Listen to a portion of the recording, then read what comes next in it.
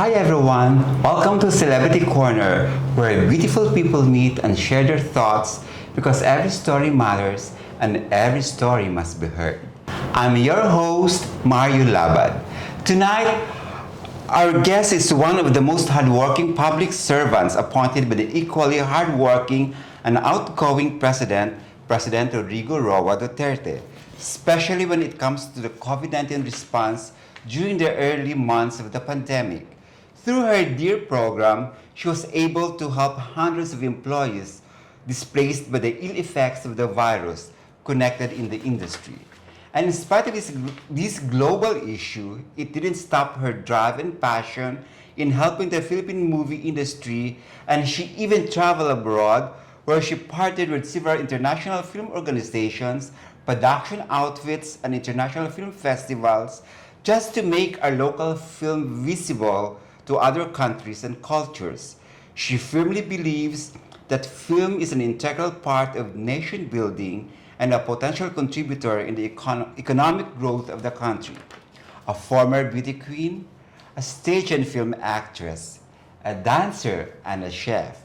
Please welcome the beautiful Chairperson of the Film Development Council of the Philippines, Ms. Liza Diño. Wow! Hi, Miss Liza. Hi, Mario. How are you? Listening to your introduction, I feel like, this is a woman that doesn't know what she wants to do in life. Versatility. Yeah, I'd like to think it's as a Renaissance woman. Okay.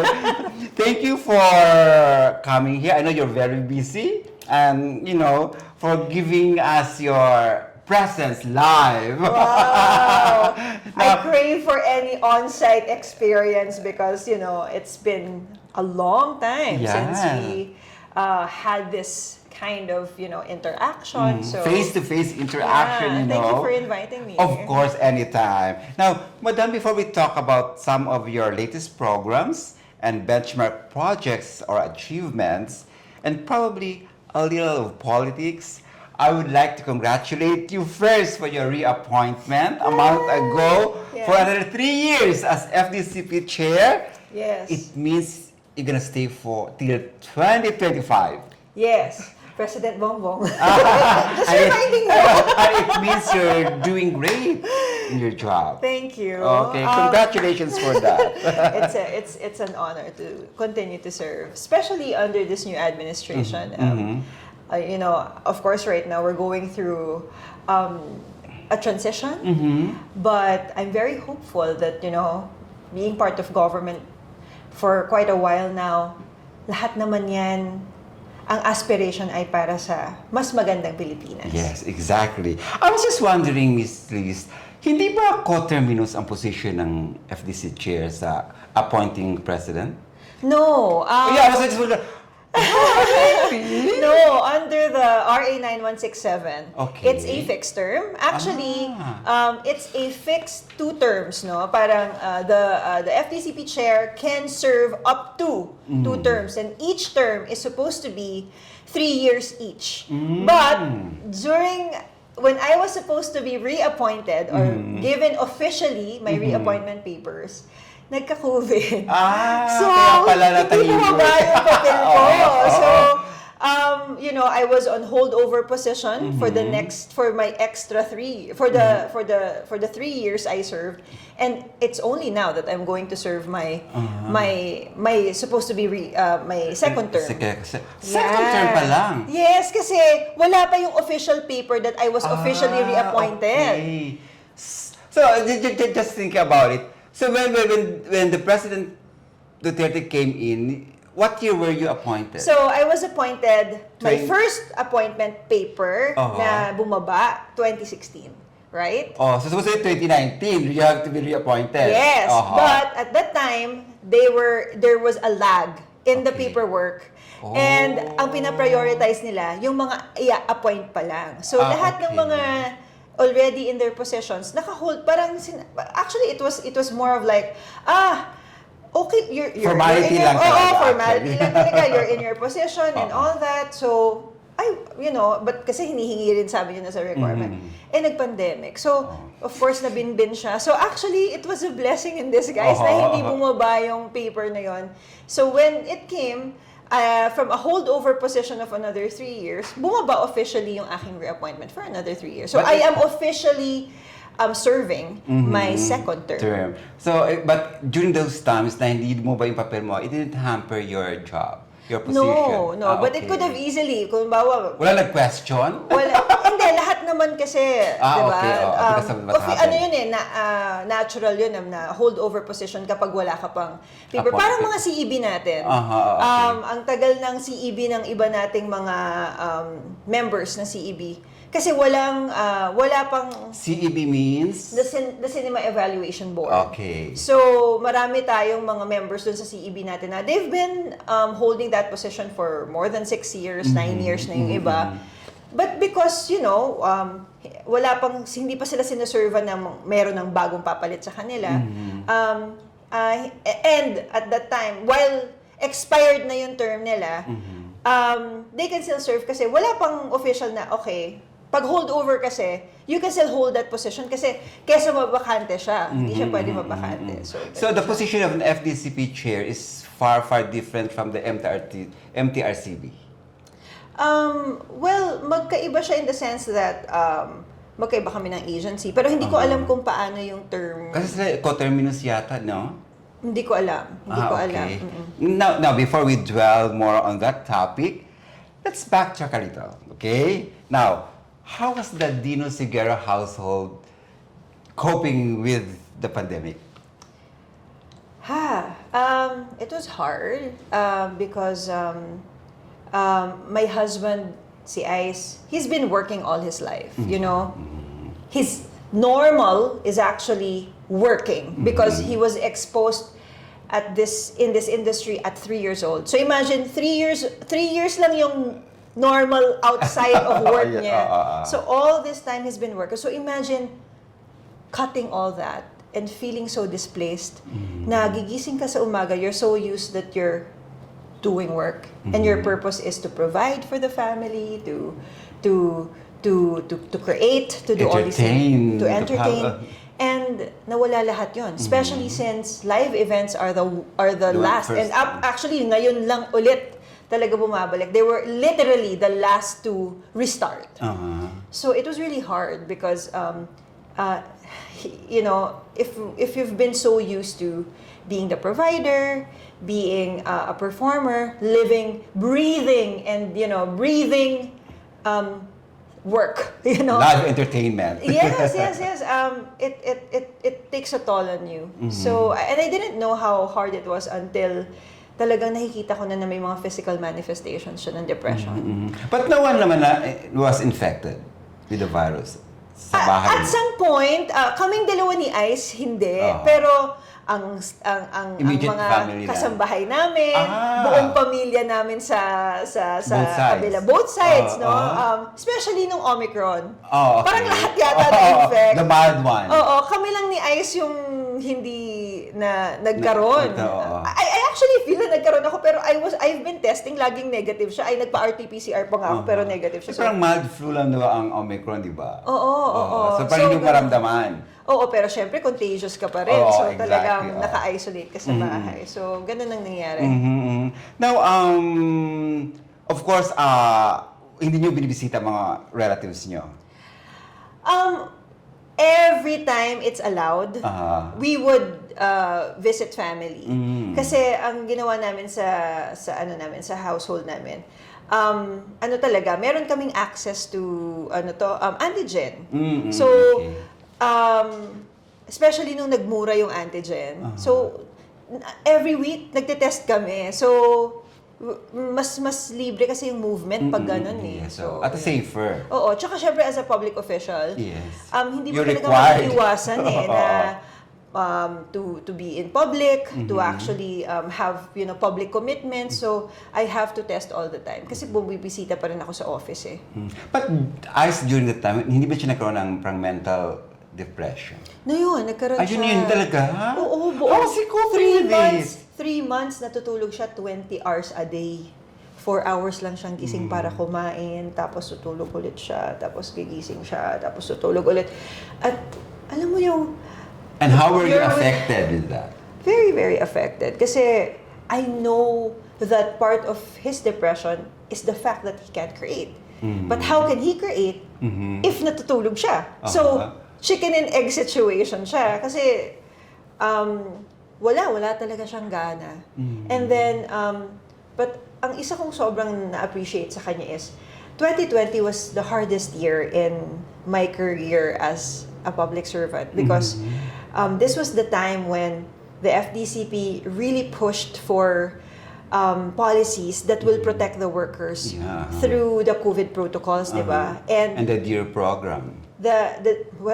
After the DEAR program too you know, yung parang we wanted to kailangang mag-reopen ng industriya pero hindi papayag ang gobyerno hanggat wala kayong protocols. But na-misinterpret siya ng industry. Yes, I remember that. Na parang they misinterpreted it as something na parang kinokontrol ko daw yung industriya, binibigyan ko sila ng regulasyon na hindi naman dapat. And you defended it was not a regulation, it was just a... It was a policy. It's a guideline. It's a guideline. Siyempre, hindi natin alam tong virus na to. And being in an industry, and alam naman natin, wala tayong rules. Diba? Kawawa ang mga workers natin. So imagine, i-expose mo sila sa virus na to, buwis-buhay silang papasok sa production ng wala tayong sinusundang polisiya na standard sa lahat, kanya-kanya. So, yun talaga yung inuna ko. But, unfortunately, you know, we live in an industry na self-regulated. So, they misinterpreted that and I was bashed. I was crucified. How was it resolved? Liza Diño, Reyna, Pabida, lahat na! So, how did you resolve it? I just continued to work. Hanggang nakuha nila na nagtiwala ako na eventually ma-realize nila na we had good intentions. And true enough, 2 months after, ang dami nang nagrereklamo sa amin. Meron kaming grievance desk Oh my God, talagang, you know, nakaka-COVID sila kasi nga hindi pa ayos kung ano yung mga policies. Naka-lock-in taping yung iba, pero pag extra ka or staff ka, hindi sa'yo binibigay yung same support. So, nakakalungkot, di ba? But, you know, at the end of the day, we were all going through something that no one knows how to address. So, pag-uusap at pagkakaintindihan on both sides yung naging kailangan. So, yun yung nangyari. Now, what was the most challenging decision you made for yourself and your family vis-a-vis the demands of your work? The decision to really commit myself to the FDCP and make my work my priority. Nasaktan si Ice doon. Nag-complain ba siya? Actually, lagi, pag nagkakaroon kami ng hindi pagkakaunta, lagi niya sinasabi, sana I did not say yes when you said that your work is going to be your priority. Kasi ang sakit-sakit niya. So, kasi parang, I really told him na, okay, you're not my priority. FDCP. Bluntly? Yes, because we're very open, Ice and I. You know, our family is very transparent. I could have said it better, probably. Yeah. Probably it was too naman siguro. But I was like, is that okay, love, that, you know, FDCP is going to be my priority because there has to be a lot of changes that we need to implement because ang daming pangangailangan ng industry. So, and he said yes to it. And, you know, there are times na parang, ba't ako mo? Ganun siya. Now, what's the best thing you've learned brought by the pandemic in our country? That while I committed that FDCP is my priority, I can never, ever, ever leave behind my duties for my family. Okay. Because at the end of the day, sila ang nandyan para sa'yo. And yun, isang malaking talagang it was a hard lesson to accept, no, pero doon ko nakita talagang the most important things in life are not is there material right in things, front of you, your family, and your sense of purpose. Now, everybody knows what you've done for the film industry during the pandemic. Through your DEAR program, of course, you were able to provide financial support or the ayuda thing, particularly those who were displaced from their jobs. Where was the funding? Where did you get the funding for that? From the FDCP. The approved budget of FDCP, from the Yes. national budget, of course. Yes. Okay. Because luckily, we were supposed to celebrate the closing of the 100 years of Philippine cinema. And it was meant to be spent on initiatives, no? The closing events, tapos a new funding to support, our film workers. So meron tayong paglalaanan noon sa. So you didn't have to seek permission from the upper ups to grant all those programs. Actually, I was questioned. Kasi isang linggo lang nalabas na namin yung funding. I just had to get the approval of. Alam mo yung ganun kayong March 12, di ba, national emergency. 3 days after that, I'm already receiving pleas of, pleas Begging. from film workers na, ma'am, paano po yan pag wala kaming trabaho? So, 1 week, I met emergency meeting with my council. Dinraft ko yung program 3 araw. Talagang nag-research talaga ako. Okay, ano ba yung tawag sa displacement na fund, ganyan. Kaya naging DEAR siya. Actually, si Ice yung may idea ng DEAR. Sabi ko, gawa ka ng magandang acronym. So, siguro within 9 days, we got it approved, and March 23 we launched the program. So we were first, mas una pa kami sa diba? National government kasi we were sourcing it from our own funds. Ni-reference namin yung parang disaster. I mean, you also have that kind of budget, parang disaster thing? Hindi, kinonvert namin. Tapos sabi ko, bahala na, sulat na lang tayo kay DBF. How did you defend it? Pag na may yearly... Ilang beses nila akong Tawag? pinatawag dahil you're not supposed to have this fund. So, you gave the go signal to realign. I realigned for our kailangan na po ng mga workers natin. And I anticipated that our film workers are not going to be included in the ayuda because when the Bayanihan 1 was released, it was just for formal economy workers. Meaning, empleyado, mga 9 to 5, nasa ilalim ng dole. All government employees lang? Hindi, government employees and private sector employees na nasa payroll. Okay. Pag wala ka sa payroll, wala kang ayuda. Kasi ang method nila to give ayuda is lahat ng kumpanya magpapasa ng payroll nila. Paano yung mga workers natin? Wala namang payroll yan, freelancers. Contractual freelancers, di ba? So, we knew that we had to intervene. And it's amazing because nag-follow suit. I mean, not nag-follow suit. Maybe they were doing their own initiative. NCCA released their 5,000 pesos. So, it's So, NCCA also had a hand on giving ayuda for all the film workers? meron silang Or performers lang? Yung stakeholders nila.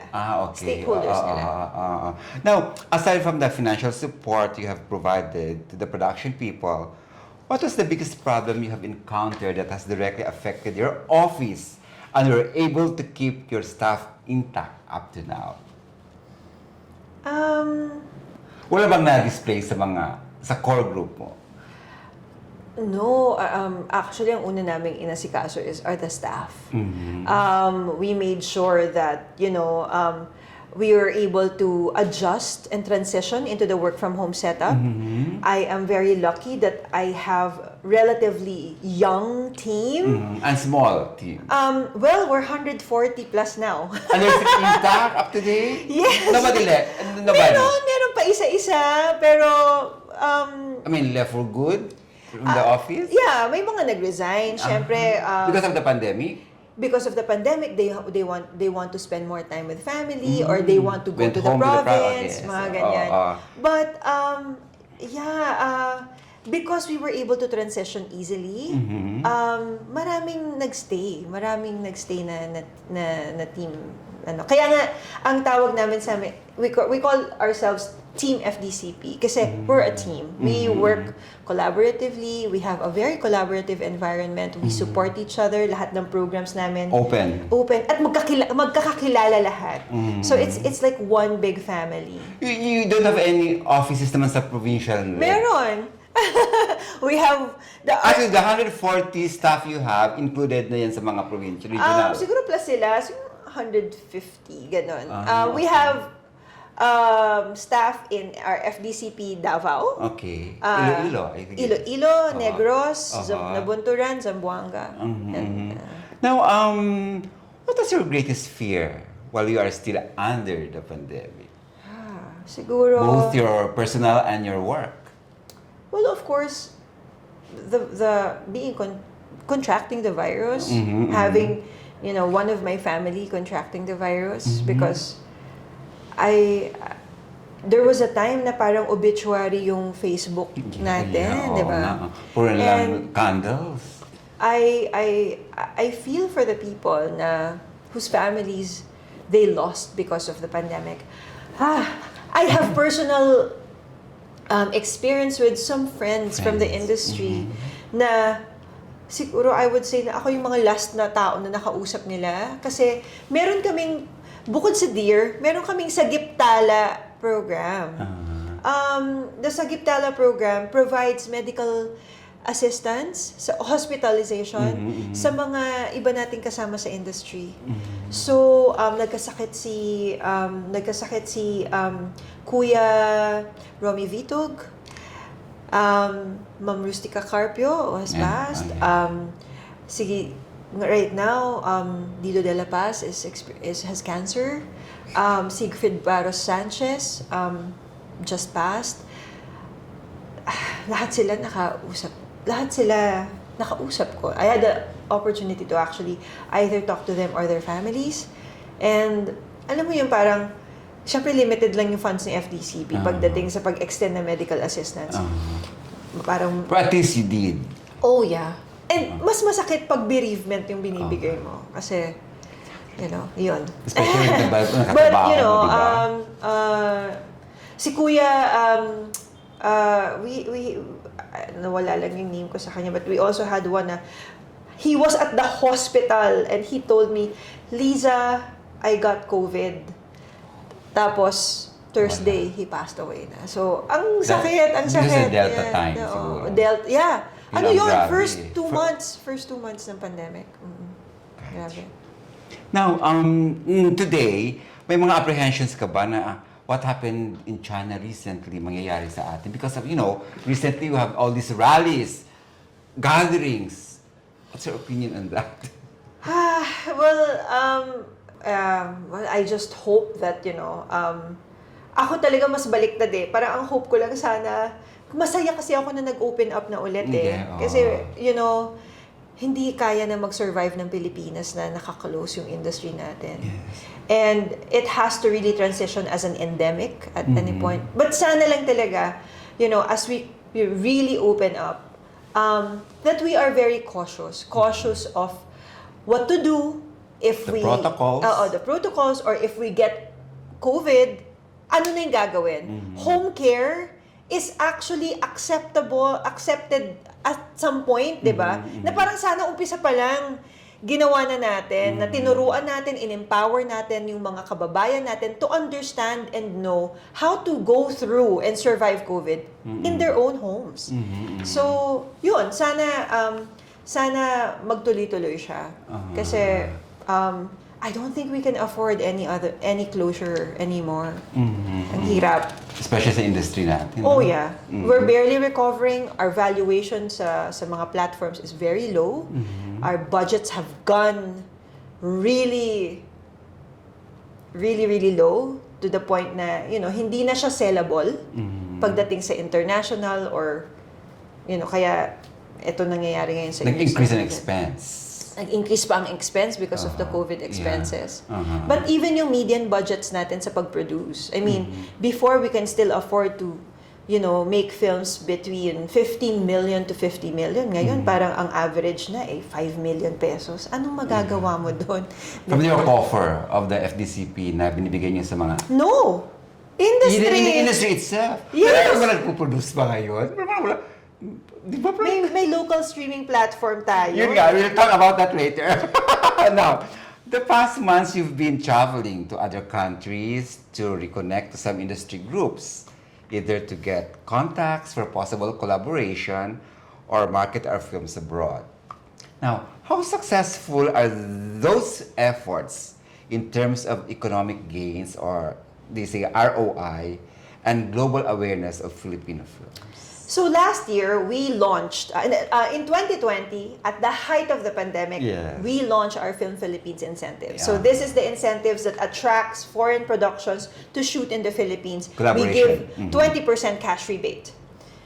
So I was given, luckily, 50 million seed money. I was supposed to ask you that later. Yeah. Seed money to do that.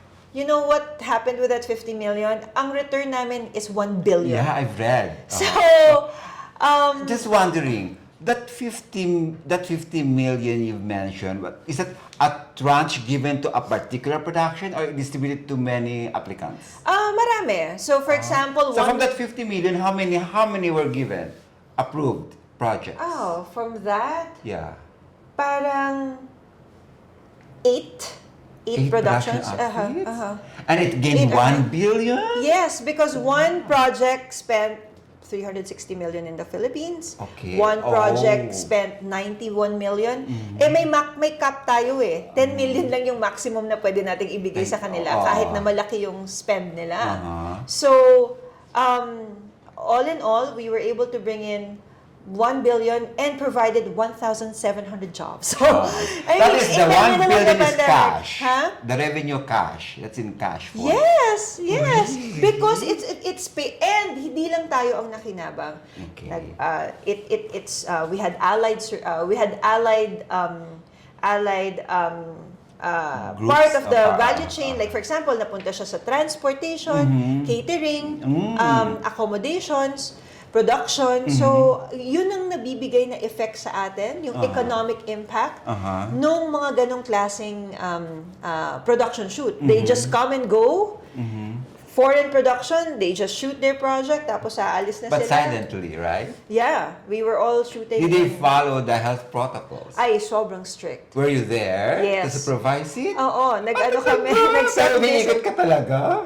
Nag-set visit ka. Kasi kami yung responsible Okay. Kami yung humaharap sa IATF. Wala naman nangyaring nagkaroon ng infection sa set? Hindi mo kasi maiiwasan, pero ang maganda kasi is meron kang measures on how to do it. Immediate measures. Oh my God, there were 5 doctors inside one production. Yeah, kasi yung isa naming shoot, yung Survivor, sa Karamuan sila, tag-iisa silang island. Kasi nga, kailangan nila isolated sila, di ba? So, ang maganda doon, controlled environment siya. Pero for example, merong halimbawa magkaroon ng COVID, may treatment agad, isolation agad doon, tapos after nun, recovery. So, naging normal sa mga tao na it's just... That's the process. It's That's the new normal. Hindi siya stigma. Are you amenable to the term the new normal thing? Well, yeah, because I think there are a lot of new things that we now have to see as a norm. That you never did before? Yeah, like films going straight to platforms. I mean, before, ever since, we always go to theatrical first before we go to platforms. Hold on to that topic. Now, okay, in relation to my first early questions, so Miss Liza, any update to your Film Philippines incentive program? Yeah, so right now we've already awarded around 250 million worth of funds to around 24 projects. Okay. Our films have international co-production with Denmark, in UK, Australia? Ireland, Australia, France. So nakakatuwa lang how our projects are Did you becoming travel to global. all these countries to get all these contracts? The filmmakers were Okay. able to seek and find co-productions in those countries to support their projects. Okay. So, ganun yung naging Sistema. Naging sistema. And how about the local counterpart, like the Create Philippine Films? How So is the it Create going? Philippine Films, we were able to award around 50 projects already, around nasa 40 plus or almost 50 million na yung nabibigay nating For the past 2 years. the past well, we launched it officially, yes, the past 2 years. Oo. For both. For The for Film 2020 to Philippines. 2021. Hindi, yung Film Philippines incentives 250 million na. But it was also within the 2 year. Yes, yeah. yes. Who approves all this budget? So we For a invite particular project, huh? it's a committee, a Okay. deliberations committee, composed of representatives from the different guilds. So we write to, for example, Directors Guild, Producers Guild. We write to them and we ask them to send a representative. So meron With the tayo. proposal, of Yes, so course. parang seven member committee yan. Merong government representative, merong private sector. And then, yun, sila ang nagde-deliberate every cycle. So everybody happy every time there's an approval, of course. Oo naman. Ang ano pa nga namin, kasi syempre, gusto namin suportahan lahat. Kasi, yung last naming call, 79 projects yung nag-apply. So, we can Paano only na support- hindi naka-approve? How do they feel? I know, Ano ba may criteria? Do you have criteria? Ano ba may criteria na binibigay niyo sa kanila? Well, syempre, artistic merit is very important. The 50%. the artist, very important.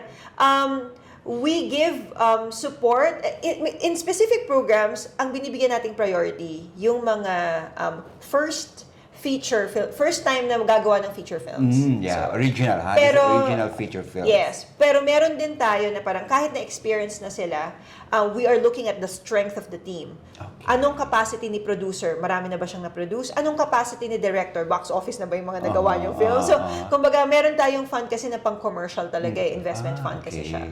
So, we ganun tayo, we give 5 million pesos for that, diba? So, we look at the strength of the project. Siyempre, we also make sure that the financial capacity of the project to actually move on to being made and finished, diba? Kasi alam mo, puro development lang. Although meron tayong development fund na kung hindi man So parang there's a private counterpart to finance the early part of the project. That's really what we encourage. We encourage na the projects, the FDCP, compared to other funds, di ba? For example, you have other funds na parang kino-commission nila si ito ang pondo, gumawa ka ng pelikula, pero parang sila yung may-ari, yung kung sino yung nagpopondo. Yung mga film festivals natin, ganon, di ba minsan? But you don't give 100%. Sa FDCP, hindi. Support siya. We are co-financing your project so that you can create the project with bigger funds. Yes. Kasi for example, ang bibigay lang ni FDCP is 5 million. We don't expect you to make the film for just 5 million. We expect you to make the film for at least 15 to 20 million. So that in that way, you can pay your workers right. And you're assured Yes, na matatapos ang pelikula. At assured tayo na mataas yung kalidad ng pelikulang magagawa. Now, just curious, when you say incentive program, does it mean that it's tax-free or interest-free? Or just a rebate? It's a rebate. Okay. Depende siya. Marami kasi kaming programs ngayon for funding, di ba? So, there are some programs that are rebates, meaning the support depends on your spend. So, for example, kaya mas malaki yung sa international Film Philippines incentives natin. Yung mga nabigyan natin ng 6.5 million, they're spending 26 million in the Philippines. Pesos. Yes. So, kumbaga, nai-encourage na natin yung mga filmmakers ngayon na tumaya sa mga pelikula nila and to spend for their projects. You know, to make How aggressive are you in promoting the Film Philippines program? that has been my mantra since I came in as FDCP chair. It has been the goal of the FDCP when I came in is to really understand our global potential, to really maximize our global potential, and to be a global competitive player. And I'm just so happy na 2016 ginawa namin yun because look at what happened in the pandemic. We realized that the industry is a global industry na saan tayo nagbenta ng pelikula natin? Netflix, Amazon. So, yun ang kalaban natin, hindi lang Pilipino, the world. Now, among all those production financial assistance programs, which one is more viable in terms of ROI to the national coffers? ROI, our investment fund, yung 5 million. So it's called Big Budget, Create Philippines Big Budget Production Fund. That's the local one. The local one. Kasi yung internet, yung Film Philippines, hindi masyado. Ay, hindi. Kasi right now, syempre, ang concentrated kayo doon. No, we really, it's very specific talaga kasi to commercially viable films. So for example, ang sinuportahan natin dyan is Richard Somes' film, Topak. And Antoinette Hadaunes' Bold Star. So, ganun yung para siyang fangirl. So, yung, kumbaga, yung mismong fund, very specific siya na ang goal natin dito ay hindi lang pang art house, hindi lang pang festival, hindi lang pang international na global. Kailangan to panoorin ng maraming Pilipino. Okay. So, kaya favorite fund ko siya. What we're talking here is are the but in terms of indie producers. Well, Not the big network. They can or studio. actually apply. It's open to them. Kasi Meron right ba now, nag-apply? parang lahat naman kasi ngayon bigla nang naging independent. Yeah. Diba? Parang wala ka ng studio ngayon except GMA. Diba? I mean, if you're really talking about literally what studio means. But in terms of economic impact, flip. Yung aming film location incentive program. Yung Which is? ina-applyan ng mga survivor, ina-applyan ng mga malalaking US big productions kasi hindi talaga namin sila sinusuportahan hanggat hindi malalaki yung budgets nila. Kailangan yung budgets nila more than 50 million talaga. Wala nagko-complain? Wala! It's not fair. Kasi alam nila na the bigger your spending is, kasi hindi siya recoupable fund. Meaning, it's a complete incentive. Walang kukunin pabalik When you say walang, walang bayaran? Hindi nila ibabalik. Bibigay lang natin sa kanila. Ganun lang yun? Oo. So, kailangan, they spend a lot. In return? In return, di ba? Kasi kino-compute natin yung 20% cash rebate nila sa in-spend nila. So, the bigger you spend, the bigger money you get. Tumawa naman ng local. Yung local ba, they are required to pay at certain point, certain number of years, o wala rin? What do you mean? Yung sa create, di ba you go also give them 5 million, you give them Yes. yun, libre din yun? Or they have to pay that? Hindi, it's a recoupable fund. So, meaning, at saka sa kanila naman, they give 5 million, even ang spend nila is, for example, 15 million, 20 million. They don't have to spend But as how much. would you know that they're spending that 15 million from the 5 million? Paano mo malalaman? Paano mo monitor? Resibo. May audit process tayo. Sigurista? Yes, of course. Ano yung sabihin? Pera po ito ng gobyerno.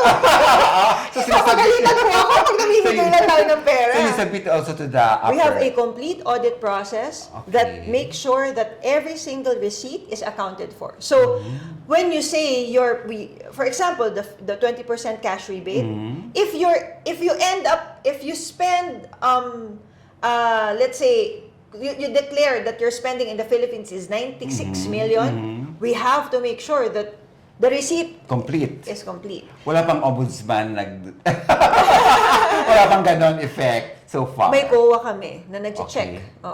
So far, so good. Yes. Good. Nakakatuwa kasi first year, di halimbawa, isang The product. adjustment. Yung adjustment is, for example, one production. Ang entitlement niya, full 10 million. You can get the full 10 million. Pero, na-end up lang na nakuha niya, 4 million.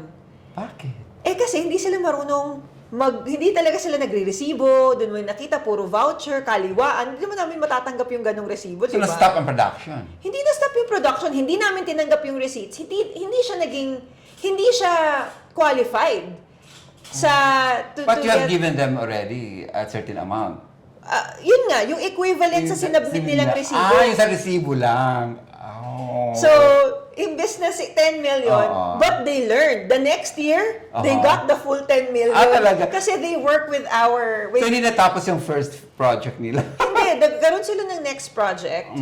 Sa next project nila, they are again eligible to 10 million. They worked with our team. So, nakakatuwa kasi na professionalize din natin yung industry. Na they see the value of issuing original receipts, official receipts, and to empower their workers na, uy, hindi na tayo pwedeng kaliwaan. Kailangan nagre-resibo kayo sa amin kasi hindi namin maklaim sa FDCP yung binayad namin sa inyo.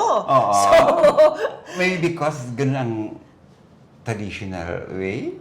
that we need to change. Because we need to professionalize this industry. Ang daming benefits if you are your own company. There's so many tax breaks that you can avail of. There's so many opportunities for you to get, support from the different agencies. So, yun yung inaano natin ngayon. Yung value ng magkaroon ka lang ng resibo kasi hindi ka naman magbabayad ng tax kung less than 250,000 ang sweldo mo a year or ang kinikita mo a year. You don't need to pay tax. So at this point, for the past 2 years, sa Create Philippines, ilang production na ang nabigyan nyo ng projects?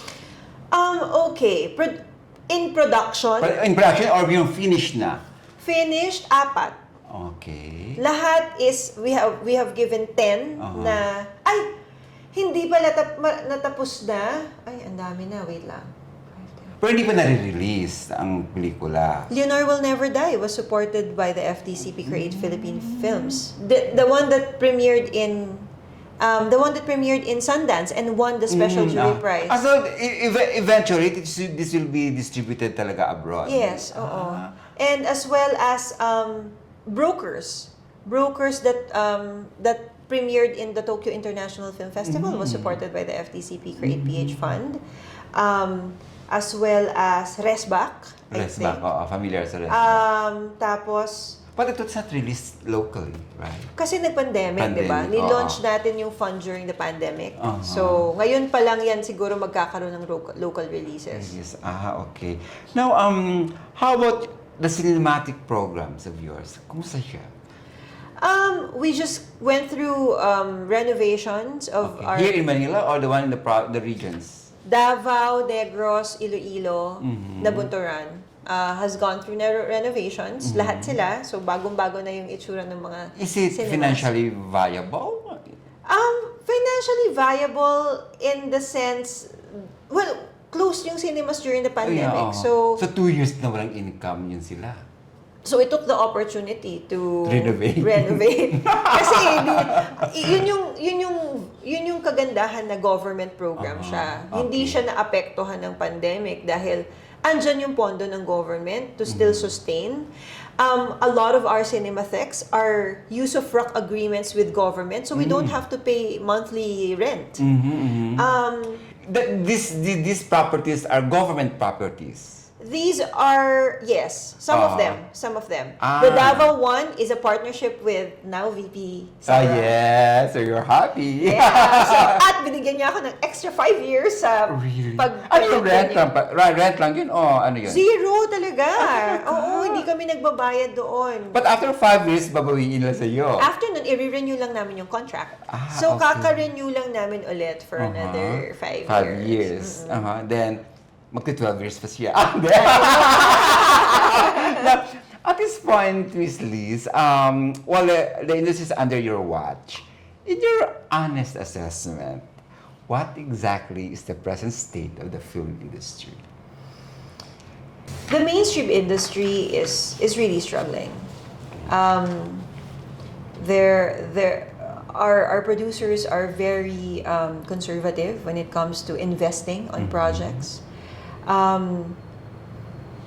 Kawawa yung mga workers natin because wala silang ibang choice but to work on projects that gives you a limited amount of budget to work with, thereby ang ginigipit nila yung lahat ng mga gagawa nila, liliit yung bayad sa Small-time mga workers. writers nila. And it's not gonna be sustainable because right now, if you're looking at Korea, you're looking at your neighbor Indonesia, baliktad. They're investing more on their projects because ang kalaban nila buong mundo. And they see the value of working on quality more than quantity. Okay. So that they can make the films that can really put us there as a global and competitive player. So that's where we are. Our mainstream industry is still trying to understand this emerging market of platforms, of streaming platforms as a way to screen their projects. Our valuation in the streaming platforms are very low because unfortunately po, according sa mga streaming platforms natin, Filipinos watch and consume content, but they don't watch Filipino content. They watch Hollywood and Korean content. I will ask you later about that. No, So- okay, this is the follow-up of that question. I ask you that because some of our colleagues are asking that although commercial movie theaters are now open, local movies recently shown lahat ng flop as compared to Hollywood films being shown. Now, what do you think is the problem? Content. The challenge for our producers is to create that film that will make Filipino moviegoers go back to the cinemas. What is that? So there needs to be an understanding of what are we watching now? What are the films that would inspire them to watch in cinemas again? Kasi yung mga pinapalabas natin ngayon, kung talagang ang budget natin at hindi naman nila makukuha yung experience, yung cinematic experience, ba't nila panonoodin sa sinehan? Diba? So, I'm not saying that it needs to be a Marvel film, it needs to be a Hollywood film, it just needs to be a film that's worth going to the cinemas for. Well-made, high quality, sound is good, stories that, can really resonate with them in a way that, gusto nilang panoorin to sa big screen. Yes. Kasi, wow, hindi ko makukuha yung experience na to pag pinanood ko siya sa telepono ko or pag pinanood ko siya sa TV. But is the FDCP not there to help them achieve this goal of yours? We've always been there. That's why we have Full Circle Lab Philippines. It's a lab that encourages our filmmakers to put time in development. Okay. Na hindi tayo pwedeng gumawa ng pelikula in 3 months. Hindi tayo pwedeng gumawa ng pelikula na, Pito-pito. Aside from that, Ah. 2 weeks lang binigay mo sa post-production. Hindi mo inayos yung sound. Tapos ine-expect mo babayaran ka ni Netflix ng malaki. 'Di ba? So for me, hindi eh, 'di ba? There has to be respect. Respect in your work and respect in what you expect to be the best output that you can put out. And the FDCP through our labs development programs like Full Circle Lab Philippines is an international film lab. Dinadissect natin yung mga project. Tinuturuan natin yung mga filmmakers na saan mo gusto tong ipalabas. Oh, sa China, alam mo ba na sa China ito yung may specific regulation. market kayo? Yes, of course.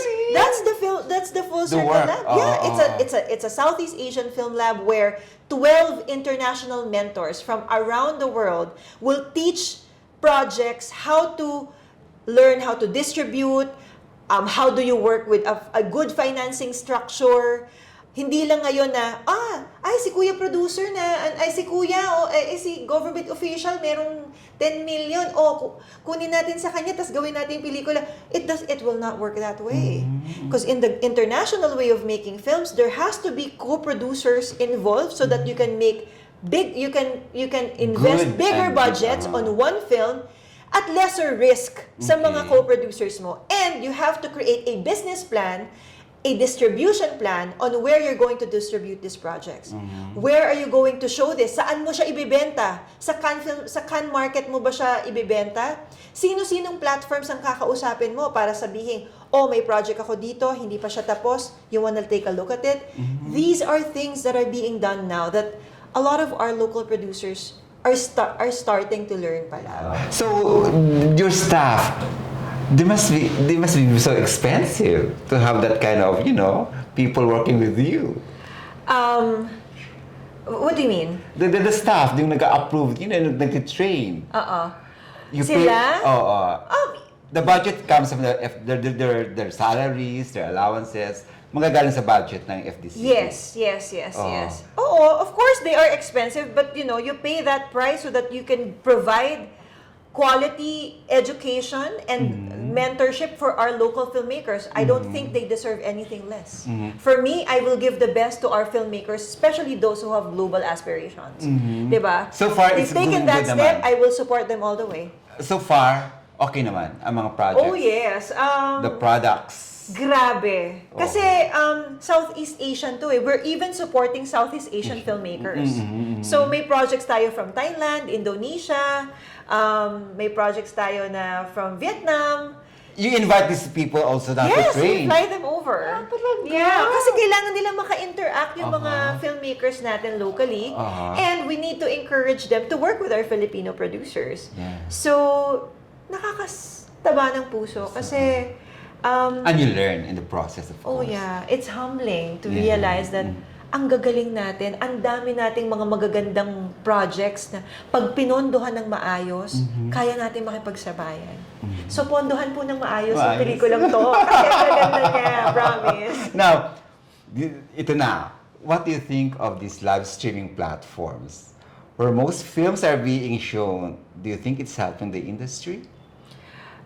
It has to, because there's no turning back. That's part of the new normal.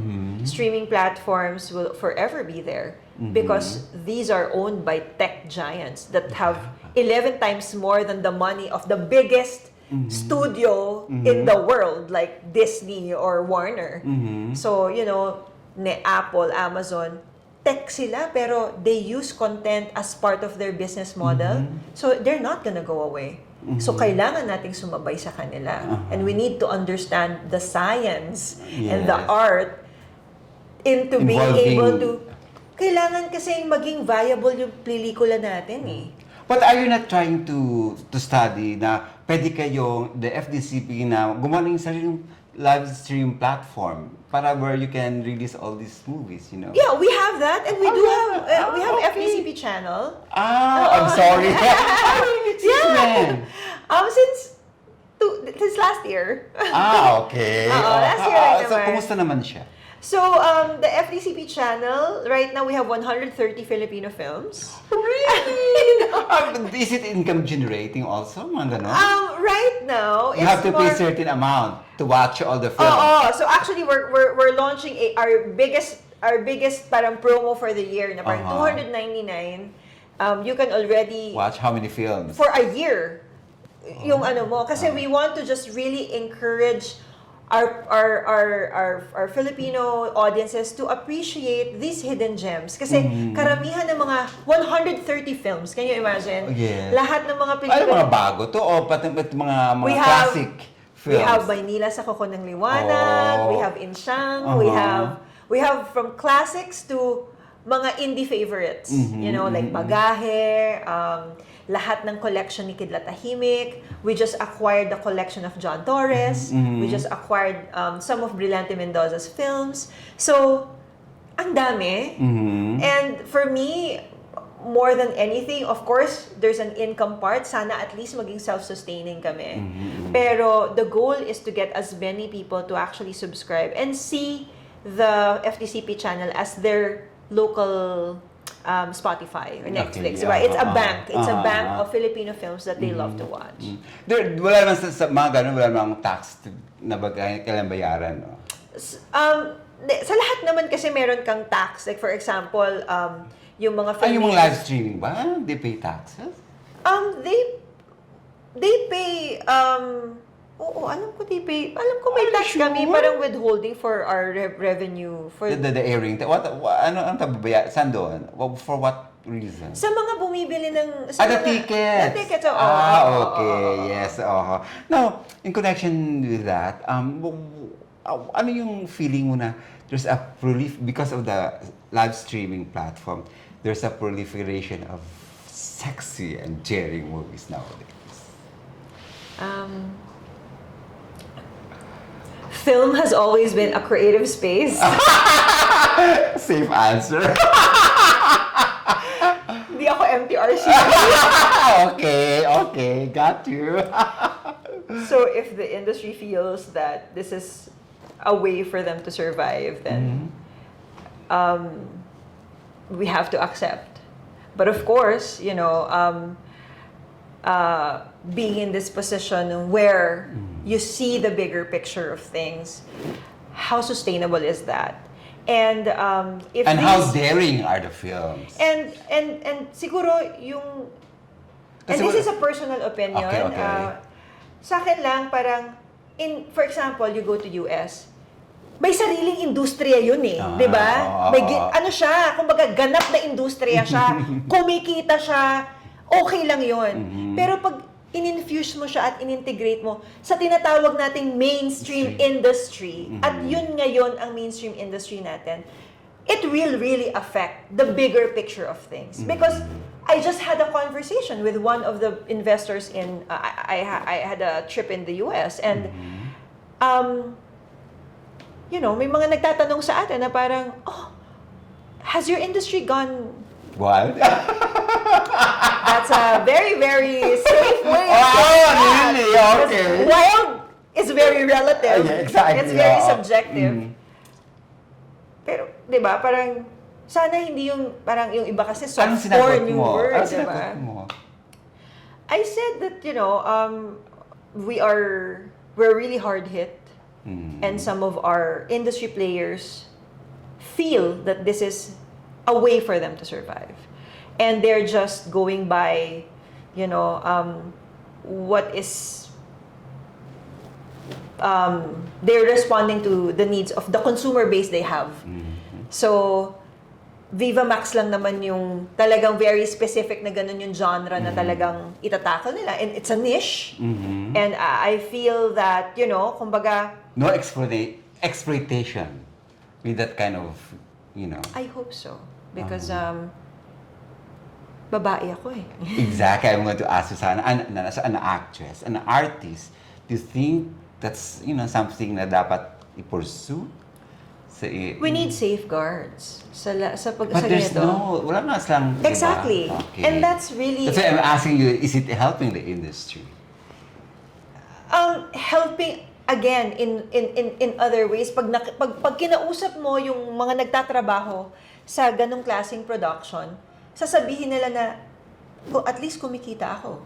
So it's helping kasi nagbibigay siya ng trabaho. Pero helping long-term, our industry, I hope that we can create multiple ways of generating content that will serve the taste and the needs of every consumer. How? By producers taking risks again to make films that will serve our audiences. Yeah, but diba? Are there too Really many respond to producers that. who will take that risk, that kind of risk? Well, I hope so. If they love this industry, sana ma-challenge tayo matutunan kung paano ang iba't ibang paraan para magpuno at para maglikom ng investment para makapaggawa ng isang pelikula. Because right now, our way is through a single private equity. Meaning, one producer will fund and finance the entire film. But it doesn't have to be that way. We can venture into a venture capital funding, co-production, 5 million sa'yo, 5 million sa akin, 5 million. Di makakagawa ka ng mas mataas na project. Okay. Isa lang, pero kasi right now, yung ROI mo for smaller films, maliit talaga because no one will buy it. The one who will buy are those who are, kumbaga, they can finance this because it's for their own platform. That's why they can afford to spend 5 million. But if you spend a little more, and or at least in the range that is expected, meeting technical requirements of platforms or theatrical, or you go outside the country, participate in markets, and spend more, you can actually increase the value of your films, and you can find ways to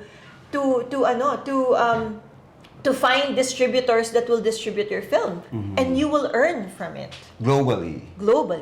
So let's exploit, let's optimize this global opportunity, because the FDCP is there to bring you to those markets anyway. So yun, I think there has to not be to censor. an active. No, not at all, diba? Like I said, RCB's job. Yeah, exactly. So that's why hindi nila ako, bakit si Liza nagpapadala mga pelikulang negative sa government? That's not my job. My job is to support our filmmakers.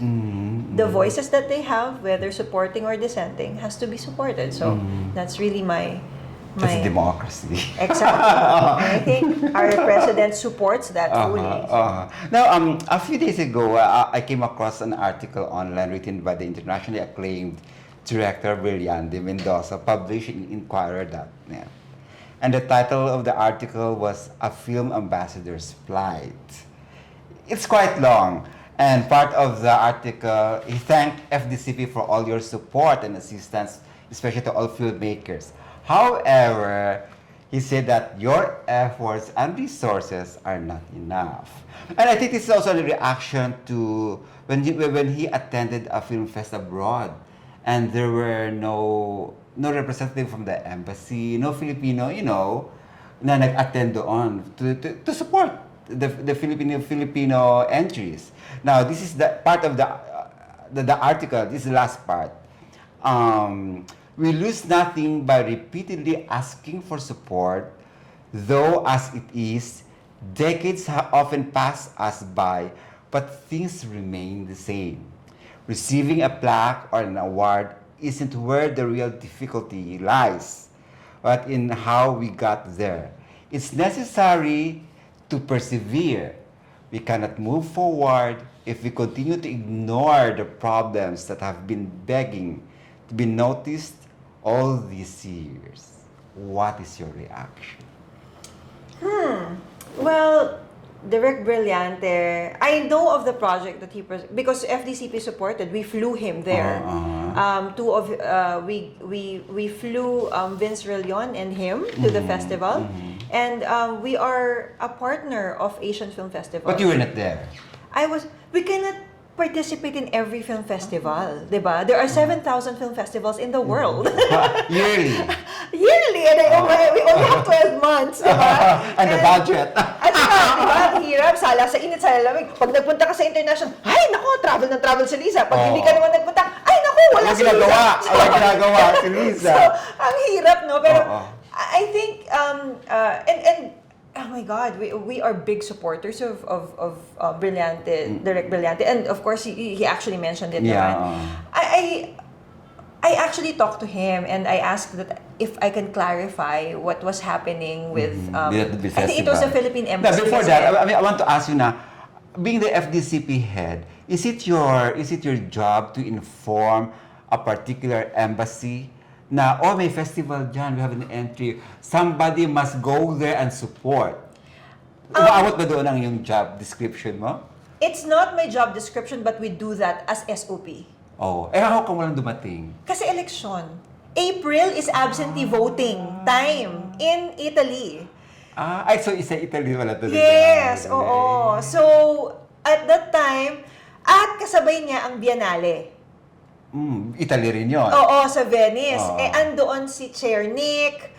It's also a huge festival. So ito is a smaller festival. Kasabay siya. So, yun ang information sa akin ng Philippine Embassy. Kasi sumulat kami normally yan. You talked to him after he published this or before? We sent to, umpisa pa lang, February pa lang, may partnership na kami with Asian Film Festival. But the problem he the mentioned. Coordination. Nag-coordinate na kami. But I checked with my team after that was published, kasi nga, I was very concerned, di ba? And sabi ko kay Direk, Direk, I will check myself, no, what happened. So that was the explanation. 4 lang kasi sila sa embassy. And pag yung consul, parang hindi pwedeng wala siya doon. Pag wala yung ambassador. And at the time, I think, yun nga, kasabay siya ng Biennale in Venice. And absentee voting was happening during the time. The whole April was meant to parang accommodate itong election natin. So, I hope it's an isolated incident. But are they obliged to attend and support the embassy? I wouldn't say obliged, but they are encouraged. We encourage them to attend, especially if there is a very notable, lifetime achievement ito ni Direk Brillante. So, we also did not know that it was a lifetime achievement that was gonna be given to him. So, had I known na talagang gano'n... Hindi naman inform ng festival, ang FDCP, na this is going to be a lifetime achievement. Ang sinabi sa amin is that there are X number of films, na ito yung mga, ito yung ano... So, hindi complete ang info dumating sa inyo? At the time, ako mismo, hindi ko alam na ano pala siya, na lifetime achievement pala siya. At, of course, hindi naman nila sinasabi beforehand na kung sino yung mga nanalong Best Actor. Kasi nanalo rin yung 2 Best Actor natin doon.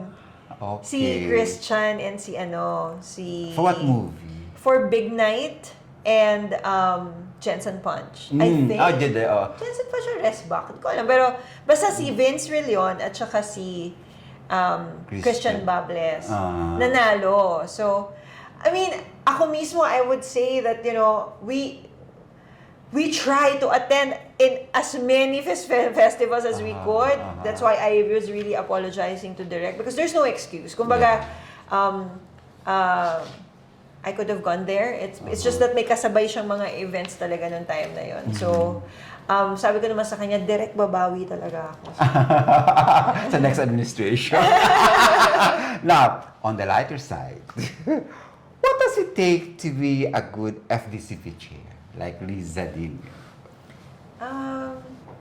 Siguro na lang, what takes to be a good public servant is... What does it take to be a good public servant? You need to listen. You need to... Humility is very important. But competence is as important. Okay. Passion. They will always judge Passion you. with your job. They will always be critical of you. Ay, marunong ka ba? Talino ka ba? Yung mga ganun siya. So, humility, competence, may balance dapat. Competent ka pero mayabang ka, ayaw nila. Sobrang sobrang humble mo, tas parang mukha kang walang alam, ayaw rin nila. So, there has to be a balance between humility and competence. But most importantly, you need to listen. And siguro, yung pasensya mo dapat mahabang. Kasi they can be so supportive of you. Like, it's so gratifying to receive positive feedback. Like, oh, Liza, job well done. Ganyan. But, in an instant, ay, naku, FDCP! Kailangan mo. How often do you get this kind of reaction? All the time! The same people that congratulated me the one day are the ones, naku, ito talaga si Liza Diño. So, it's part of the job. And, ako kasi hindi ko pwedeng sabihin I can't take it personal kasi I am here for a personal reason eh. Hindi to trabaho lang sa akin. So, how much do you love your job? Oh my God. So, too much. Too Probably much? too much for too much. Even more than ice. Ano ka, magaling na lang ako. At papatayin ako na lang ako. I love it enough na sometimes nauuna ko siya kaysa sa pamilya ko. Which I don't advise for others to do. Siguro, I just found my center and I just found a purpose that is just so parang it fuels me to really serve. Yon. And you enjoy it. And you enjoy your job, the oo. position. That's, I think yun ang importante. Kasi if you don't enjoy it and you don't love it, the hell, right? Oo. Ganun siguro. Masyado siyang challenging sa akin. Parang kasi, I've always wanted to be a lawyer. Nerd ako. I mean, I graduated with honors and all, but as an actress, super overachiever, competitive. But when I became an actress, parang nakahon ka na, ay, artista ka lang. So, hindi ko rin na-push yung sarili ko. Bumaba rin ang yung kuan. Hindi naman, pero parang ibang part ng ko yung na-challenge, my creativity. Pero yung ability ko to be an administrator, to use more my other side of the brain. Okay. Ito yung nagawa ng FDCP. Kasi FDCP is not a creative job. It's an administrative job. Okay. It's like you're running an entire agency that shapes the direction of an entire industry. But you need to be an artistic too with that kind of job. Yes, but it's really 90% admin. Oh. You have to manage your finances. You have to represent yourselves in Congress. You have to attend high-level meetings and discuss policies with international stakeholders. I mean, yung pagiging artista ko yung nagagamit ko kasi I play different roles na merong mga times, ay, hello po! Ganyan, diba? May mga times naman na parang, good afternoon, my name is Liza Diño. I am the chairperson. Diba? Lalo na pagkausap ko, mga Korean leaders, ganyan. Kasi, wala bang language barrier pag mga ganon? Marami. May interpreter silang katabi. Ganyan sa mga high-level meetings, ASEAN. Imagine mo, you're meeting with heads of member states. Member state. I meet with the head of the Film Commission of Korea, to discuss how they can support the Philippines. It's a lot of the government protocols have to be observed. May mga ganon. Tapos, don't you miss acting? I will watch a film and I will say to myself, oh my God, kaya ko yan. Tapos iyak ako, sabi ko, hindi na ako nag-artist. Tapos bukas okay na ako. So what can convince you to act again? A good project, probably. And sa mga nag-apply sa inyo ng projects? Siguro the industry saying, okay, Chair, one film a year. Okay. So sa lahat na nag-apply sa iyo ng mga projects, sila ka nagustuhan dito at nag-volunteer ka na, hey, give that role to me. I never do that. Is it again? Is it illegal? What? Personal lang. Kasi, okay. But hindi naman yun against sa position mo? Well, if you act. Imagine, okay, there is one project. At ayan din si Direk Brillante din yun. Kaya sobrang love ko siya. Sabi niya, Liza, dito ka sa pelikulang to. Block your 10 days, lock in.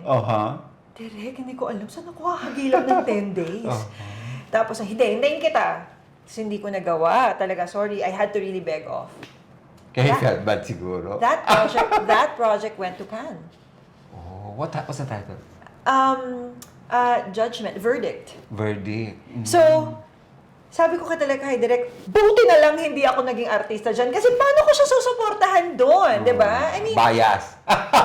kahit na hindi, di ba? Kahit na hindi ko naman inakalang pupunta sa Cannes, I was hired, using my time off. But, and for your position, I want to be able to fully support the project freely without people putting anything na hindi nila kinukulayan, di ba? Yung supportang maibibigay ng FDCP sa pelikulang yun. And, true enough, we were able to support the project, not just in its participation as a short film, but also as a full-length film in Venice. When Verdict of Raymond Gribay Gutierrez, siya yung director, hindi si Direk Brillante. Producer siya. Si Max Eigenman yung naging actress doon. Ipumalit sa'yo. Oo. But for me, I'm so happy for her. She won her Best Actress Award at the Asia Pacific Awards in Australia. So, parang I live vicariously through her because she got Did she thank you for that? I don't know. Actually, I was considered for the role. Pero, we're good friends. So, I'm happy for her. Now, Miss Liz, before the pandemic swept the country, there were rumors that you were planning to run for an elective post this year, the election that happened. Was there any iota of doubt or truth to that observation by Arsam? Wala. Okay. Wala at all. Saan lumabas? Ba't lumabas yung ganong klaseng chika? Hindi ko nga alam eh. Kasi, Or maybe because they thought na coterminous ka with the president. maybe. Pero if you're gonna ask me, I had no plans of running for, kasi nabasa ko yan eh, senatorial post daw. Oo, yeah, oo. No, I don't think I'm qualified. Because Why not? Because I feel that I need to spend more time understanding government. You know, being as a young leader, you're a new leader. First 3 years ko sa FDCP, hindi ko alam yung sayaw ng gobyerno, yung parang, naku, talagang hindi pwede, kailangan nyo kami support. Yung hindi mo maintindihan na, okay, bakit hindi nyo kami sinusuportahan? Kailangan ng industriya namin to. And then you realize through the years, oh, that's the language that they need. How much are you contributing to the country? How much? Kaya nag-shift yung focus ng FDCP eh. You cannot just be, at least our film industry, cannot just be purely cultural. Because you're seen as an expense, unfortunately. Okay. And expense in a third world country is not a priority, will not be given enough budget. So how can I make FDCP and the film industry significant? You have to contribute to the GDP. Kaya Film Philippines incentives and our other production funding, we shifted na yun yung priority namin. Kasi pag tinanong kami ng numbers, cost-benefit analysis, mga ganyang klaseng tanong, we have something to show. Ito po ang potential ng pagpaparticipate natin sa isang festival. Meron kang resibo. Yes. Ito po yung mga deals na nako-close natin sa mga pagpaparticipate natin sa mga markets. Our animation industry right now, you know, is increasing, and we are going towards a track of creating original IPs. So, yun yung mga buzzwords sa kanila. And I learned that maybe more than 3 years into my term. Kasi your first 2 years is just figuring out what you're going adjusting to do. to the new environment. Yes, connecting with your stakeholders, you know, showing that your sincerity, which I feel this new administration is going to go through as well. But you know, you need to pick up easy, and you need to really be a sponge. You have to learn. So balancing industry, ang mantra namin is galawang industriya, sistemang gobyerno. Kasi hindi kami pwede namang bureaucratic na 3 buwan bago mag-approve ng isang project o kaya email, sasagot lang ng email, aabot ng sandamakmak na we can't. Industry natin, bukas agad. Kailangan yesterday. Oh my God, di ba? Pero kung magsasend sa amin ng request para humingi ng visa, Chair, pwede po ba magpa-request sa embassies para makakuha kami ng visa? Kasi we offer that. We have partnerships with embassies. Biglang magpa-follow up, kinabukasan, Chair, follow up. Kakasend mo lang sa amin ngayon. So, we try to respond. We try to be as agile as we could in terms of responding to the industry, which hindi magagawa ng ibang government agency. So, you have a department for that only? Yes, just for, lahat, mga naghihingi ng courtesy lane, mga ganyan. Ay, Chair, aalis na po ako next week. Yung pala po yung passport ko, less than 6 months na po. Oh, Diyos ko, syempre, mega tawag ka sa DFA. Pwede po ba nabigyan niyo po ng courtesy lane nito? I mean, we don't do that every time. Pero it's disclaimer. A process. I mean, yung expedite. Pero help. Yung assistance sa courtesy lane, part yun ng service natin pag nagpa-participate sa international festivals yung mga filmmakers natin. Securing appointments to secure visas. Thank you, French Embassy. Dahil grabe, nakuha nila yung mga visas in a week because of their support. So, pag may mga ganitong malalaking festivals, talagang grabe yung support nila. So, yun yung pero sistemang gobyerno. Yung mga perks ng mga producers and mga... Oo. Tapos, sistemang gobyerno siya kasi pagkatapos mo nang ginawa lahat, di ba, sa atin, tapos na naman, nag-mount na tayo ng event. Kailangan ko pa ba ng paperwork dito? Kailangan mo ng paperwork. Di ba? Sa atin, umattend ka ng event, ginawa mo yung shoot, uwi ka na. Hindi mo kailangan maggawa ng paperwork sa gobyerno, kailangan. So kailangan mo yung balanse na yon. Now, with your good performance as chair of the FDCP and with your good connection, was there any political group who approached you and asked you to be part of their lineup, particularly the senatorial lineup, to run in the recent election? It was more of like they were fielding for interest. Na is Liza interested to But nobody asked you personally? wala. Ano lang, I was like parang yung group niya ganyan nag-ask kung interesado ka. Tumakbo. So sabi ko, ganun lang ka-easy. No, I'm not. I just said, no, I'm not. I actually want to continue my term sa FDC because there's so much to do. Internally, 140 people, we only have 28 plantilla positions. So, I want to be able to provide regular tenure for my staff. So alam mo yun, isa lang yun sa mga gusto kong gawin pa sa FDCP. Na sana mapagpatuloy ko with this new administration. But had the president asked you, would you say yes? You want the PDP Laban lineup? No talaga. I wanna... Even with your dad's pressure? I feel everything happens at the right time. And maybe I feel that it's too early for me to run for any position that is higher than what I'm doing right now. Parang, siguro in time, kasi nakikita ko yung challenges na, okay, ito na, nagawa na namin lahat ng mga programa sa industriya. Asan na yung mga batas? Hindi na pasa yung Eddie Garcia bill. Asan na? Bakit ganon? Talk about that. Diba? So, doon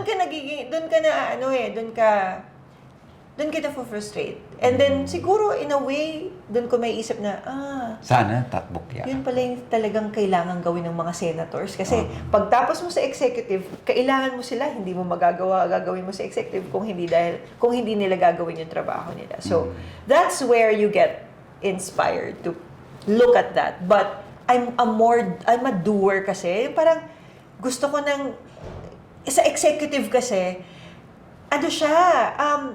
you're implementing things. Diba? Kasi when you're making laws, based from the laws approved. Based from the laws approved. Pero iba talaga siya, ibang animal siya. So right now, siguro, I'm enjoying being able to create and implement programs and projects for the industry.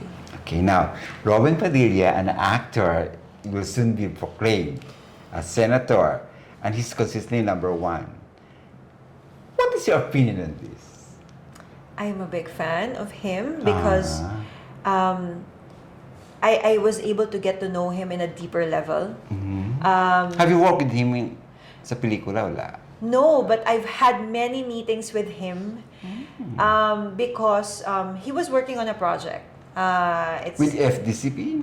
No, his own project, but we're looking for a way that it can be a co-production with China, Philippines, and as a producer? And him as an actor as well, Chinoy. Just before he applied for running. So, in those meetings, pag nakikinig ako sa kanya, sabi ko, napakalalim naman ng taong to. You know, he will tell you the history of the Philippines in a very, very deep perspective. Kung paano yung land travel ng mga Austronesians. So, ganun talaga. Detailed. Yes, at kung paano kailangan i-champion at ipailala sa mga tao yung deep relationship ng China and Philippines na tanggalin natin yung nangyayaring political issues ngayon, tayo yung magkasangga nung sinasakop tayo ng ibang bansa. 'Di ba? Sa Bubaportabo, sila yung nasa baba, tapos yung Indio na nandito, tapos yung mga mestizo yung nasa taas. Kumbaga, he really, yung drive niya, yung pagiging makabayan niya, may pinanggagalingan, may pinaghuhugutan. Ask him about federalism. Oh, he will school you. Like talagang he will educate you. Are you in favor of federalism? Yes, I am. Okay. I think we need to have a parliament system here.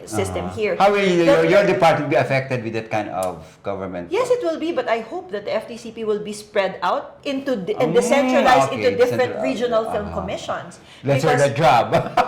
Not really, but for us to be able to be the oversight of all local film commissions doing their own Film Philippines incentives. And oh festivals. my God, yes. Local festivals.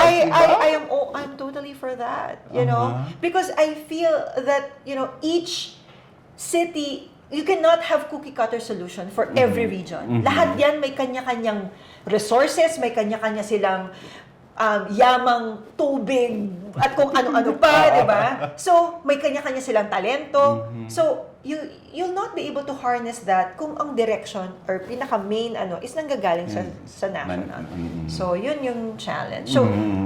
So you're asking what I think about Kuya Robin. I think that he is perfect for the job, and I feel that his the part of him that will support the film industry, there's hope because feeling ko talaga ipaprioritize niya talaga yung Eddie Garcia bill. Kasi nag-uusap kami, lagi niya sinasabi sa akin, Liz, what do you want me to do? Iakyat ba natin sa UP? Sa Senado nakabinbin. Oh yeah, I'll ask you that. Now, we were talking about the Eddie Garcia bill. It's now in Congress, right? It was approved in the lower Congress house. now, or lower house. Now, do you think with Robin Padilla, a popular senator soon, be the #1 senator, mapa-fast track ba niya ang approval of the bill sa Senate and it will be translated into a law the soonest possible time? I hope so, Kuya. He's always been for the workers. His heart has always been with the marginalized. So, and ang tapang niya. Kasi at that time, his home network were was very, very much affected by his stands. But he knew that he needed to take a stand on behalf of the workers. Kumbaga, mahal niya ang ginagawa niya, ang trabaho niya, pero we need to uphold our labor laws. And hindi siya natakot. You know, he was canceled for a while, but you know, he came out of it knowing the truth. And for him, I truly admire him for that. And we're always in conversation, Liza, tapangan mo lang, wag kang masuko, you know, kailangan nila ng boses. Kailangan nila ng magtatanggol sa kanila. And, you know... And with him around now? I hope so. Yeah. I mean, ayoko sabihin, I know so. In my mind, I will say, I know so. Kasi, doon nakilala ko siyang ganon. Pero ayoko siyang pangunahan. Kaya sabihin niya, baka bigla niyang itinay yung bagay. Kuya Robin, wag naman! Now, I'm vouching for you, as a public official, what do you think of the so-called cancel culture? It's unfair. Everybody is entitled to a due process. Diba? And the freedom of, diba? It's hard. It's hard, parang, you know, we work so hard on creating a process so that we cannot convict a person unless it's proven guilty. And right now, we are championing and celebrating the art of public opinion. One opinion, even sometimes. It's sad. Parang, hindi tayo ganon. Hindi tayo ganon bilang isang bansa. Hindi tayo ganon bilang tao. And you know how it will ruin people? And ngayon, parang apaka-empowered ng mga tao na, we will cancel you. Self-entitlement. Diba? Yung parang, bakit natin nilipat yung power na gano'n na, ba't ba tayo may lawyers? Bakit tayo may batas? Bakit tayo may polisiya? Bakit tayo may gobyerno? Kung hindi natin, you know, susundin. Binibigyan ng, you know, no matter how frustrated we are, you know, we just have to trust in these institutions that will uphold fairness and balance.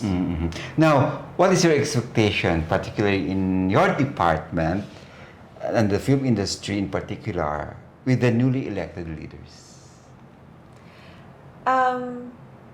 Well, I've always been a supporter of VP Sara. VP Sara. Yeah. I mean, hindi naman ano sa iba na talagang supporter kami ni Pangulong Duterte. And with Sarah being there, talagang I am a big admirer of her leadership, of her yung lahat ng ugali niya bilang isang leader, yung pagiging independent ng utak niya. Parang sa akin, tinataas niya ang antas ng mga kababaihan dahil sa ginagawa niya. For our new president, Senator Bongbong, ako, tama yun eh. Let's not, of course, hindi natin maiaalis. That, tainted siya ng history, ng past, ng pangalan niya.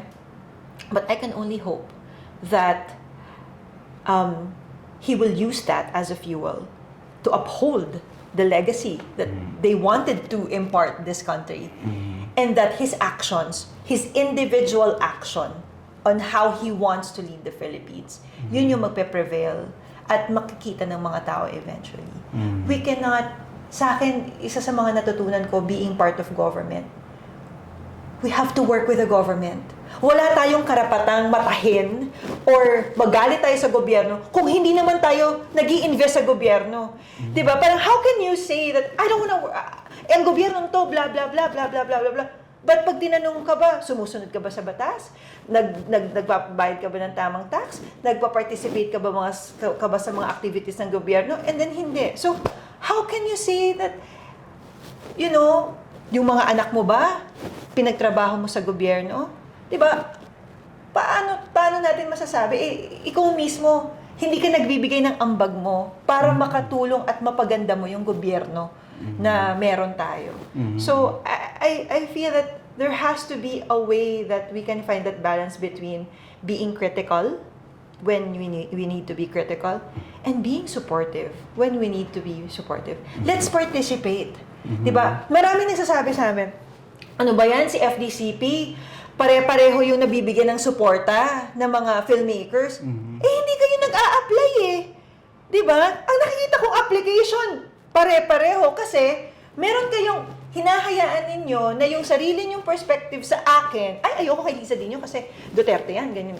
So hindi ako hihingi ng tulong sa FDCP. Pero pag may list na nabigyan ng tulong sa FDCP, tapos wala kayo sa niyan, nako, yan na naman, pare-pareho. But you're not participating. Para lang yan eh, paano ka mananalo ng loto? Hindi ka naman bumibili ng ticket. Diba? So, kumbaga, mag-participate ka. Be part of the collective action so that we can create a better nation, better opportunities for our country, for everyone.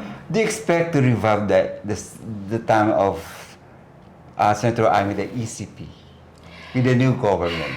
Well, we and produce Himala. I really believe na parang hindi natin mapapalitan yung era na yon dahil ibang klase yung iba rin yung nangyayari sa bansa nung mga panahong yon, iba rin yung perspectives ng mga filmmakers natin na nagkaroon ng ganong klaseng lakas at tapang para gumawa ng mga ganong klaseng pelikula. But I feel that we can create a similar fund that will fully support, like talagang provide up to 70% in funding, kumbaga, sa isang pelikula na talagang, magiging cultural gem ulit natin. I hope it's in this administration because if there's one thing, na hindi natin madedenay sa Marcos is the way they prioritize culture and cinema, actually. So, I hope that they can continue that and they will be giving FDCP more budget so that we can create a new era of ECP. Oh, okay. Do you expect that the industry will be more vibrant this time? Oh, yes.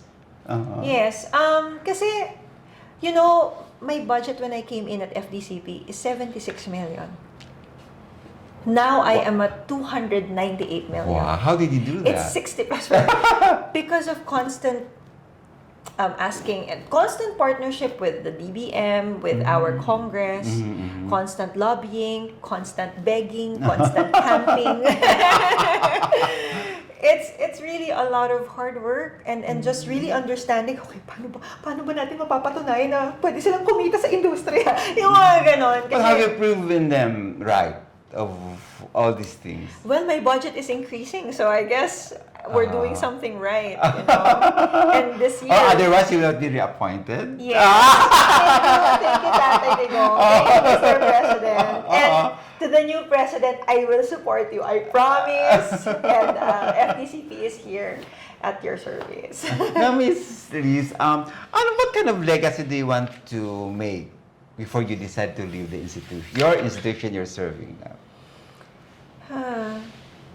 Really the rights of our workers, that we were able to create, we were able to provide voices for them, protect them, that so that they can live in an industry na ang ecosystem pina-prioritize, ang china-champion ang kapakanan ng mga manggagawa. Yun talaga at the very core. Kasi kaya ako pumasok sa FDCP kasi nanggaling ako dun extra ako dati. Diba? You came from the... Oo. Ako yung palamuti na passerby. Ganon yung inumpisahan ko. Diba? Tapos kahit... Beauty queen ka na noon. Kahit, diba? Beauty queen, pero ang roles ko, kapitbahay, kapatid ng bida. I was never... Until I went indie, I was always a working actress doing support roles or even, malayo pa nga sa support. So, iba yung trato pag hindi ka bida. And yun yung nakakalungkot kasi hindi nga tayo racist, classist naman tayo. Diba? Parang, bakit ganon? Hindi natin matawag yung mga tao by their names. Talent! Diba? Makeup! Extras! Bakit hindi mo tawagin na, Liza, pumunta nga kayo, please do the makeup. Bakit ganon tayo? Bakit hindi natin nire-respeto yung roles ng bawat isang tao sa loob ng isang produksyon? And sa akin, masakit siya. Kasi, pare-pareho tayong may contribution para mabuo ang isang production.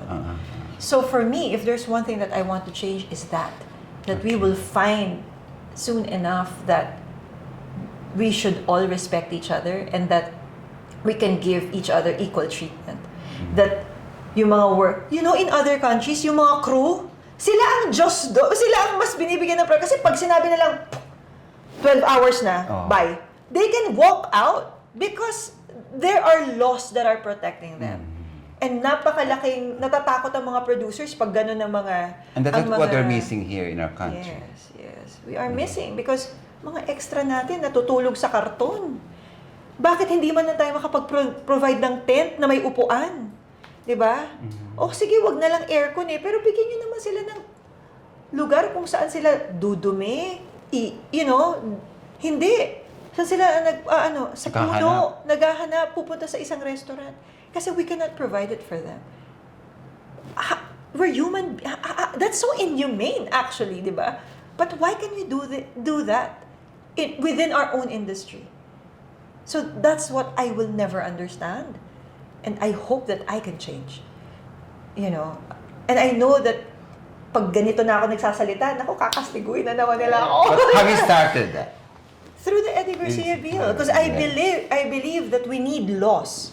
Because people will find ways to justifiable reasons to not follow a policy that's not binding. So we need laws because the law will compel people to follow. And protect. Because there are consequences. Pag walang consequences kasi, wala ba't ko gagawin yan? Exactly. Diba? Parang, ano bang mangyayari sa akin? Sige, ano gagawin niyo sa akin? Diba? So... Yeah. Now, before we let you go, and it's quite late, and a message to our viewers and all your supporters. Ayun, dami ko na nasabi. So to our viewers, I hope that this interview has given you a little sneak peek on what's happening with our industry and how you can be part of the solution. Yung industriya po natin ngayon, nagsisimula pa lang po ulit bumangon. And ang hinihingi po naming tulong sa inyo is tangkilikin niyo po ulit ang Pelikulang Pilipino. Kasi pag pinapanood niyo po ulit yung mga Filipino films, magkakaroon po ng kita yung mga producers natin. At pag magkaroon po ng kita yung mga producers natin, makakagawa po tayo ng mas magagandang pelikula. So, let's give it a shot again. Let's mag-ambag po tayo, mag-invest po tayo sa sarili nating industriya. At mas maging forgiving din tayo sa mga challenges na na-experience natin ngayon. Pero, let's always encourage and push din our producers to always aspire to give you the best films and content that they can give you. And sa mga naging supporters ko po, maraming salamat po for the support that you give to FDCP. Our programs are only relevant kung nandyan kayo para suportahan yung mga programs na yun. So, you can be rest assured that hindi po kami magsasawa to provide you with opportunities to encourage you to see cinema as your tool to become better storytellers or to tell better stories. How about upcoming projects? Upcoming projects, Pelikulaya, LGBTQIA Film Festival is happening this June. So meron po tayong short film competition. I think open pa siya by the time na lumabas ito. We are looking for short films completed na representing the different letters in the spectrum. And in June, marami po tayong mga screenings, marami tayong mga talks, panel discussions to discuss what are the challenges that the LGBT community is facing right now and what are the opportunities also available for our LGBT community. So, hopefully, supportahan niyo po ang Pelikulaya. Plus, the Philippines is going to Cannes Film Festival. Next week na po yun, from May 17 to 25, and we have 2 films na nasa Cannes at mga producers po natin na kasalukuyang nagbebenta ng mga pelikula nila sa merkado. So, we will be there in support of our filmmakers. Wow! On that note, thank you very much for raising our show tonight. And thank you for all the info. I really enjoyed this topic, guys. Napakagaling mo magtanong. Sobrang ganda ng mga questions mo. Thank you very much. And good luck to your future endeavors. Thank you. Okay? Thank you so We're always here to support FDCP. Yeah, if you need our help. Okay? Oh, thank you. Okay, thank you very much, Liza. And good luck again. Salamat. Okay? Salamat. Okay. And hope to see you soon. Yes, Okay. yes, for sure. Friends, before we go, I would like to thank some dear friends of ours. To our producer and head of B Entertainment Production, to Secretary Bernie Cruz of the Department of Agrarian Reform, or DAR. Thank you very much, boss, for the trust and support. And to Direct Kiko Soto and his assistant Toffee, maraming salamat. And to our makeup artist, Letlet David, maraming salamat for making us look good and beautiful always. And hi to Tita Leda Peña Walin and her sons, the Barbers Brothers, Earl, Cupid, Nino, and Rainier. And welcome home to a good friend of mine, Arthur Catibo, who is based in Italy, but now in the country for a much-needed vacation. Till next week, as we bringing you more celebrity chit-chat, only here on Celebrity Corner. Till then, maayong gabi sa inyong tanan. Good night.